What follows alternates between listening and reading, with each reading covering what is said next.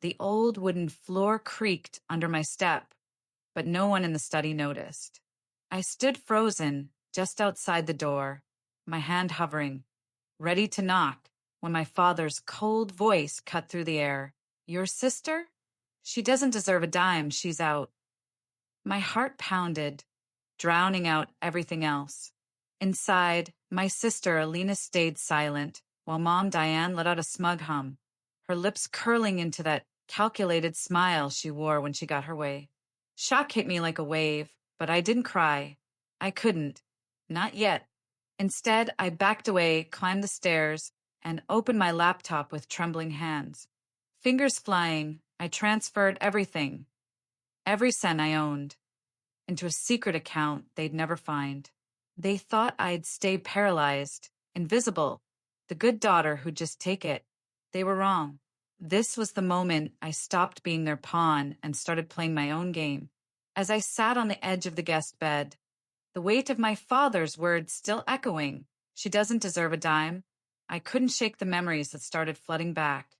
They weren't loud moments, not screaming fights or slammed doors, but quiet, deliberate cuts that had been carving me out of the family for months, maybe years. It started small, almost invisible, like the Thanksgiving group text that planned the family dinner, but somehow left my name off the chain. I'd show up with a homemade pie, only to find the table set for everyone but me. Then there was the family photo Diane posted on Facebook, the one where my shoulder was conveniently cropped out, leaving just a sliver of my sleeve as proof I'd been there. I'd laughed it off at first, told myself it was an accident, but the pattern was undeniable. Alina, my sister, was always the golden child, not because she demanded it, but because she fit so perfectly into their vision. She had a way of leaning in when Diane talked about legacy, mirroring Dad's clipped business tone before she even graduated college. They paraded her at charity galas, introduced her as the future of the family name, while I was the one in the background, balancing Grandma's checkbook when her hands shook too much to hold a pen. I wrote the thank you notes Diane couldn't be bothered with, organized the holiday cards, and kept the family's chaos from spilling over. I was useful, quietly and visibly so, but never celebrated. Alina got the room with the view. I got the guest bed. Looking back, I saw it for what it was, a slow, methodical erasure. The dinner where Alina raised a glass to family, and her eyes slid past me like I was a ghost. The estate paperwork that never landed in my inbox, even though I'd been the one to sit with Grandma, listening to her stories of the trust she'd built. I'd apologized once out loud for being too much after Grandma's funeral, thinking maybe my grief was the problem. No one corrected me. No one said, Leora, you belong. Instead, Diane offered that tight smile, the one she wore when she was already 3 steps ahead in her plan. I wasn't paranoid. I was awake. Every polite omission, every skipped invitation was a rehearsal for the moment I overheard in the study. They'd been practicing how to write me out, not just from the will, but from the family itself. Alina didn't need to ask for their favor. She wore it like a tailored coat, while I was left piecing together scraps of belonging. But sitting there, laptop closed, I realized something else. I'd spent years trying to be the good daughter, the one who held it all together. It hadn't been enough. Not for them. And maybe, just maybe, that was their failure, not mine. The guest room felt smaller that night, the air heavy with the sting of betrayal still ringing in my ears. I couldn't sit still, couldn't let my father's words, she doesn't deserve a dime, settle into silence. My hands moved on instinct, pulling open the top drawer of the old dresser, the one Grandma Onioness used to keep her scarves and faded photos. Beneath a folded shawl, I found it, a slip of paper in her unmistakable handwriting. My name, Leora, written in crisp, deliberate ink. Taped to the back was a small key, cold and heavy in my palm. My breath caught. Grandma always said her sewing desk held memories better left folded. But this wasn't nostalgia. It was a plan. I crossed the room to her old desk, the one she'd sit at with her morning coffee, ledger in hand, balancing numbers like she balanced life. The key fit perfectly into the lock of the bottom drawer, a space I hadn't touched since I was a kid sneaking buttons from her sewing kit. The drawer slid open with a soft creak, revealing 3 items that felt less like relics and more like a roadmap. First, a legal envelope, thick and embossed, labeled Amendment to Last Will and Testament. I ran my fingers over the notary seal, dated just a month before Grandma passed. My name was on every page, not Alina's, not Diane's, not Dad's, just mine. It wasn't just a document, it was a declaration. The elevator doors slid open, and I stepped onto the executive floor of Maddox and Langley, my heels clicking against the polished marble. The receptionist's eyes widened, her polite smile faltering as I breezed past without a word. The boardroom was already buzzing.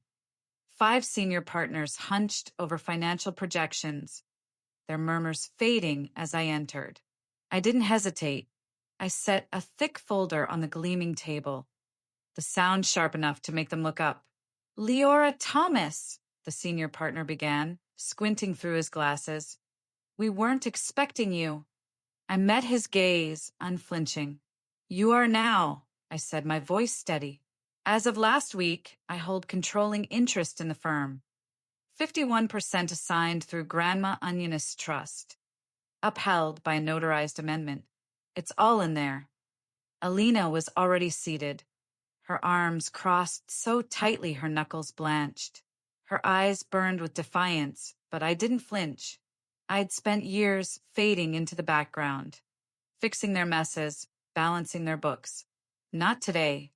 I opened the folder and handed out copies of internal transaction reports, each page a carefully uncovered secret the old accounting team thought they'd buried. "Page 3, I said, my tone even but unrelenting. Chase Maddox used corporate funds to cover personal gambling losses. $80,000 labeled as client entertainment, funneled straight to his Venmo. The partners shifted in their seats, their faces tightening as they scanned the evidence.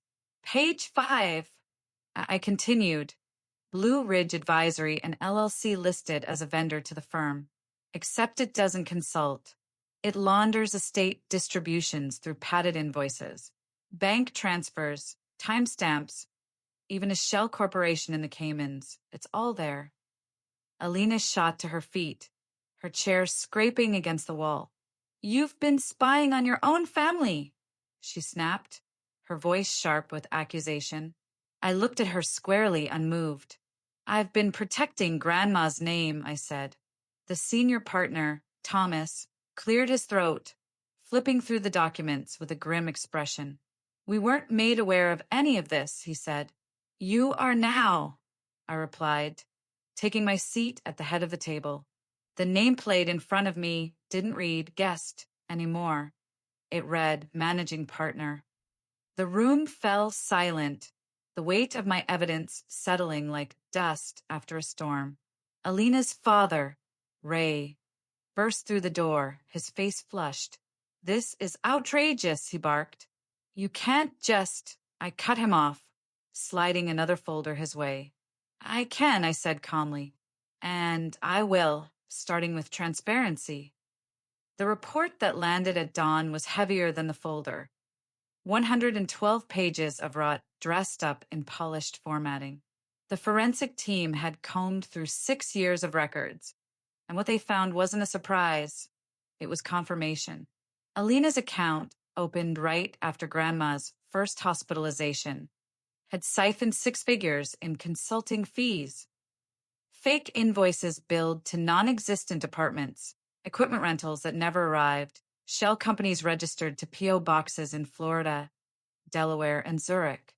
The final blow, an offshore account tied to Diane, tucked under a holding firm with no physical address. The lead investigator handed me the summary with a nod. "You've got enough to file," he said. "Criminal and civil." I forwarded the report to my legal team with one line. Proceed fully. By late morning, my attorney called. We can file today, but this will be public. Loud. You sure? I didn't hesitate. I am, I said. This isn't vengeance. It's respect for Grandma for what she built. The city outside my office window moved on, people grabbing coffee, checking watches, living their lives. I didn't need to win to feel whole. I needed the lies to stop. The courtroom didn't feel cold, but every breath carried weight. I took the stand, swore my oath, and opened my folder, the one I'd rehearsed in my mind for months. I laid out the facts, dates, discrepancies, names tied to transfers they thought untraceable. No theatrics, just truth.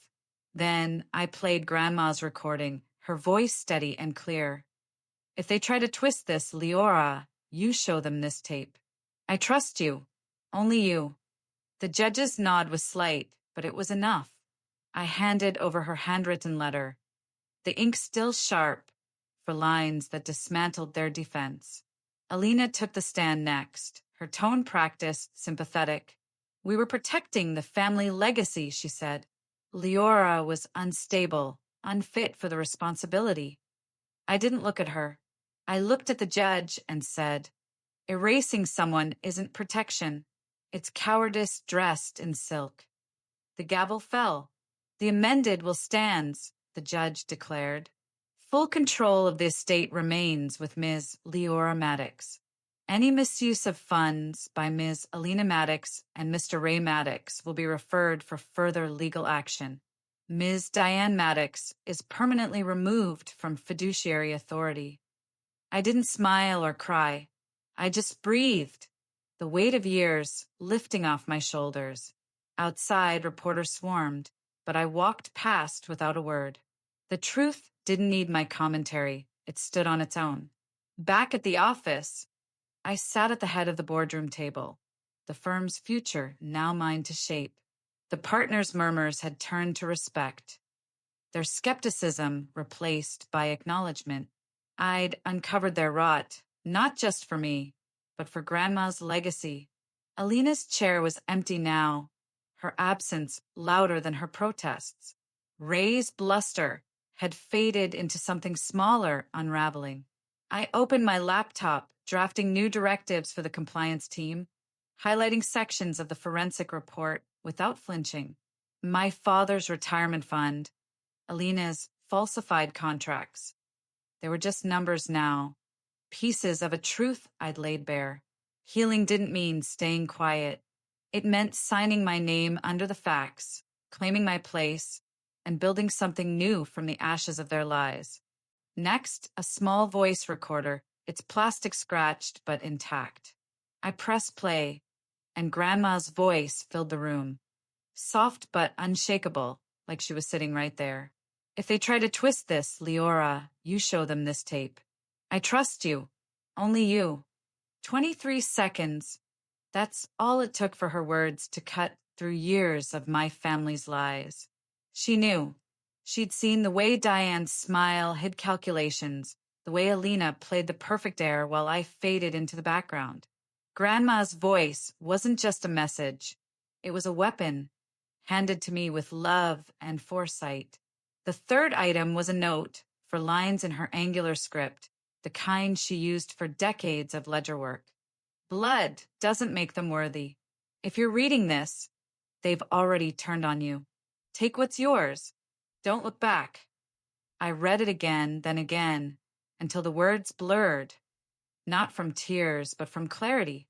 Grandma didn't just leave me money. She left me truth. She'd known they'd twist legacy into leverage, dress up greed in polite excuses. She'd seen Diane's long game, Dad's dismissals, Alina's practice charm, and she'd prepared me, not with promises, but with proof. I sat back, the envelope, recorder, and notes spread before me like pieces of a puzzle I'd been too naive to solve until now.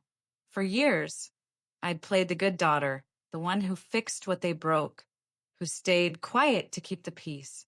But Grandma saw me, really saw me, and in that moment I saw myself too. I wasn't the invisible sister anymore. I was the one she trusted to carry her legacy, to stand up when they thought I'd stay down. Clutching her note, I felt the shift. This wasn't just about money. It was about reclaiming my place, and I was ready to fight. The kitchen smelled of fresh coffee and oatmeal, a deceptive warmth that masked the cold undercurrent of the morning.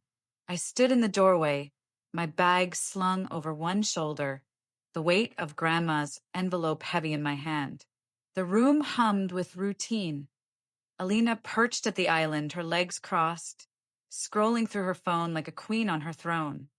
Dad flipping through spreadsheets, his glasses slipping down his nose.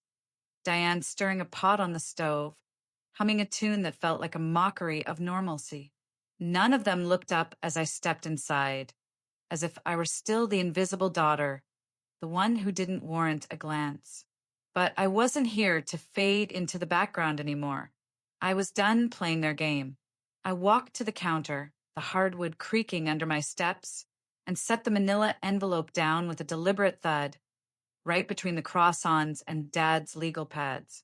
Alina's eyes flicked up first, her brow furrowing as she registered the envelope's embossed seal. "What's this?" she asked, her tone sharp, more reflex than curiosity. Dad didn't even lift his head, muttering, "We're in the middle of something, Leora. Can this wait?" I met his dismissal with a steady voice. "No," I said simply, sliding the envelope closer to him. "You'll want to read this." Diane turned from the stove, wooden spoon still in hand, her eyes narrowing as she caught sight of the notary seal. Her smile, that calculated curve I'd seen too many times, faltered just for a second. I held her gaze, unflinching, and opened the envelope, pulling out the amended will with slow, deliberate care. I unfolded it and laid it flat, like a dealer revealing the winning card in a game they didn't know I was playing. "Signed, witness dated," I said, tapping the signature line with my finger. "You remember Beverly, right? Grandma's friend from the garden club. She was there. So was the notary." The air in the room shifted, like the moment before a storm breaks. Alina scoffed, leaning back in her chair. "Seriously, Leora? You brought your own paperwork. Is this some pathetic attempt to insert yourself again?" Her words were meant to sting, to push me back into the role of the overlooked sister. But I didn't take the bait. Instead, I reached into my bag and pulled out the small voice recorder, its scratched plastic catching the morning light. "Don't!" I said, my voice low and firm as I blocked Alina's hand from reaching for the will. "You already knew what you were doing. You don't get to act surprised now."